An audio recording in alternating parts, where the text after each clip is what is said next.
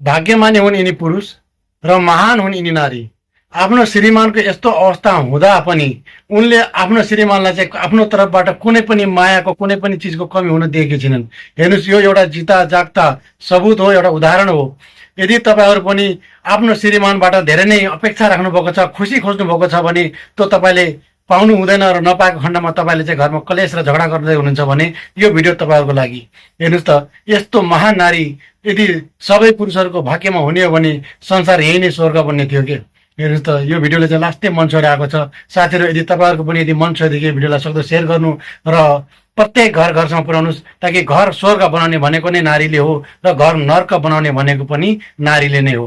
हेर्नुहोस् त, यस भिडियोमा यो पुरुष उनको श्रीमान अपाहिज भएको हुँदा पनि तर यसले छोडेकी छैनन् र उनले सक्दो सेवा गरेकी छैन। यसरी आफ्नो पिठ्यूमा बोकेर उनले चाहिँ आफ्नो जीविकोपार्जन गरिरहेकी छिन्, कहिले कहाँ लगिरहेकी छिन्।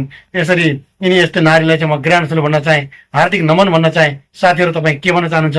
आफ्नो आफ्नो कमेन्ट र आफ्नो आफ्नो भनाइ, आफ्नो आफ्नो इच्छा पनि कमेन्ट गर्नुहोला। मलाई चाहिँ लास्टै भावुक बनाएर आयो यो भिडियोले। साथीहरू, यस्तो नारी बस म कामना गर्छु, यतिको बुझकार, यतिको समझदार नारी सबै पुरुषले पाउन्, सबै पुरुष भाग्यमानी बनुन् भन्ने कामनाको साथमा यो भिडियो हजुरलाई कस्तो लाग्यो मन परे सेयर गर्नुहोस्।